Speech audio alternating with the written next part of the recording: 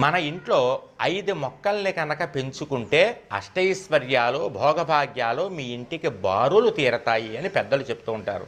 ఆ 5 మొక్కలు ఏమిటి అనేది ఇప్పుడు తెలుసుకుందాం.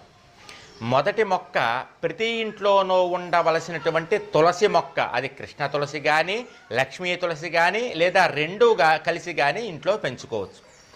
రెండవ మొక్క బిల్వ వృక్షం, మారేడు మొక్క. ఆ మారేడు మొక్కను మీరు ఒక కుండీలో పెట్టుకోవచ్చు. మంచి స్థలం ఉంటే కనుక చక్కగా నేలలో కూడా పాతి పెట్టుకోవచ్చు. అది సాక్షాత్తు శివస్వరూపము, లక్ష్మీ స్వరూపం. మూడవ మొక్క పెద్ద ఉసిరి, అంటే చిన్న చిన్న ఆకులు ఉండి ఇంతంత ఉసిరికాయలు కాసి చేదుగా ఉంటుంది చూసారా ఉసిరికాయ, దాన్ని అమలక వృక్షము అంటారు. ఆ చెట్టు కూడా మీరు కుండీలో పెంచుకోవచ్చు లేదా మీకు మంచి స్థలం ఉంటే కనుక స్థలంలో పాతుకోవచ్చు. ఇక 4వ చెట్టు మీరు పెంచుకోవాల్సింది ఏమిటాయి అంటే అరటి చెట్టు. ఏ ఇంట్లో అరటి చెట్టు ఉంటుందో